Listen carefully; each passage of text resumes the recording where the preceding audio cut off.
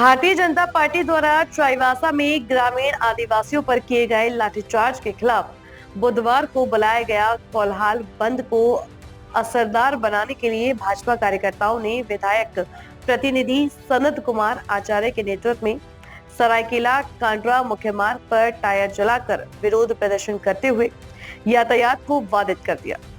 इस दौरान कार्यकर्ताओं ने सरकार के खिलाफ जमकर नारेबाजी की। करीब 1 घंटे तक यातायात बाधित रखने के बाद थाना प्रभारी विनय कुमार के समझाने पर जाम हटाया। प्रदर्शन का प्रतिनिधित्व कर रहे सनद आचार्य ने बताया कि भाजपा प्रदेश कार्यालय से प्राप्त निर्देश के तहत वर्तमान झारखंड सरकार के निरकुंज रवैया के खिलाफ आज कोल्हान बंद बुलाया गया है। कहा कि झारखंड की वर्तमान सरकार पूरी तरह से निरकुंज हो गई है। सरकार केवल अवैध माइनिंग और अवैध कोयला की व्यवसाय का पक्षधर होकर रह गई है। जिस सरकार को जनता ने अपना वोट देकर सत्ता पर काबिज किया, उसके दुख से सरकार को अब कोई सरोकार नहीं। उन्होंने कहा कि सोमवार को जो लाठीचार्ज किया गया, वह ग्रामीण आदिवासियों ने सिर्फ नो एंट्री लागू करने की मांग की थी। कहा कि मंगलवार को जब पूर्व मुख्यमंत्री सह सरायकेला विधायक चंपाई सोरेन प्रदर्शनकारी आदिवासियों का दर्द बांटने जा रहे थे, तो पुलिस द्वारा उन्हें बीच रास्ते में ही रोक दिया गया। कहा कि चंपाई सोरेन के द्वारा अपने मुख्यमंत्री कार्यकाल के दौरान चाईबासा में नो एंट्री लागू किया गया था, लेकिन दीपक बिरुआ के परिवहन मंत्री बनते ही उसे हटा दिया गया। नो एंट्री हटाने से सैकड़ों लोग दुर्घटना में अपनी जान गंवा चुके हैं। सरकार नहीं चाहती कि गरीब परिवार खुशहाल रहे। सरकार गरीबों को सड़क दुर्घटना के माध्यम से तो कभी HIV संक्रमित रक्त चढ़ाकर मारना चाहती है। विधायक प्रतिनिधि ने कहा कि भारतीय जनता पार्टी यहाँ के गरीब आदिवासियों के साथ है और कभी भी उसके खिलाफ अत्याचार को बर्दाश्त नहीं किया जाएगा। प्रदेश कार्यालय से आदित्य साहू जी ने निर्देश दिया था कि पूरा कोल्हान बंद है और चंपाई सोरेन जी कल जब जा रहे थे चाईबासा की ओर, जो अत्याचार परसों रात में जघन्य अत्याचार सरकार के द्वारा किया गया, आदिवासियों को बेकुशल बेगुनाह आदिवासी को पीटा गया, उसमें कई महिलाएं थी, गर्भवती महिलाएं भी थी। उन लोगों को अकारण ही मारपीट किया गया। उन लोगों ने पुलिस ने ये आरोप लगाया कि पुलिस ने पत्थरबाजी की गई, बिल्कुल जो सरासर गलत थी।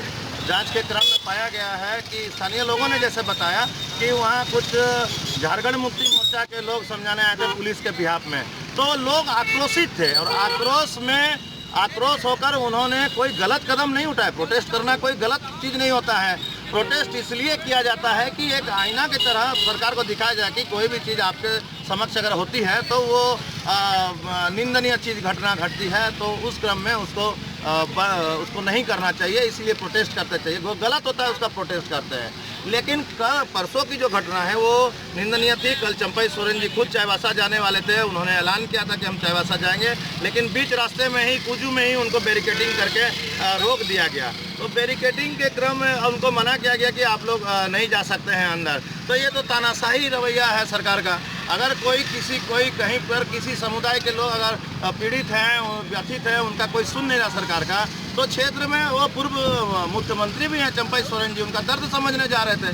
कौन सा ऐसा पहाड़ तोड़ा था उन्होंने, क्या ऐसी मांग थी? नो एंट्री की तो मांग थी। नो एंट्री का जो लोग सपोर्ट कर रहे हैं, कल जब उनके बच्चे नो एंट्री में शहीद हो जाएंगे तब क्या स्थिति होगी? झारखंड की स्थिति दिन ब दिन, आप देखिए HIV संक्रमित जो बच्चों को 5 बच्चों को HIV संक्रमित ब्लड चला दिया गया, उनके परिवार कितने दर्द में होंगे, खून के आंसू रो रहे हैं। आज बताइए कि अगर आपका बच्चा अगर HIV बीमार हो जाए, गलत तरीके से उसको HIV संक्रमित कर दिया जाए, तिल करके आपका परिवार मरेगा और परिवार का एक एक सदस्य मरने लगेंगे।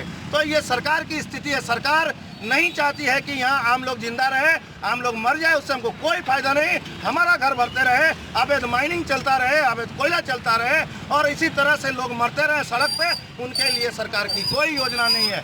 जो नो एंट्री चंपाई सोरेन जी के मुख्यमंत्री रहते बंद हुई थी, उसे दीपक बिरुआ जी ने खुलवा दिया। जैसे ही वो परिवहन मंत्री बने उसको खुलवा दिया। तो ये कहाँ का न्याय है और ये कैसा न्याय है कि आप लोगों की जान ला रहे हैं? हर दिन खून बह रहा है सड़कों पर।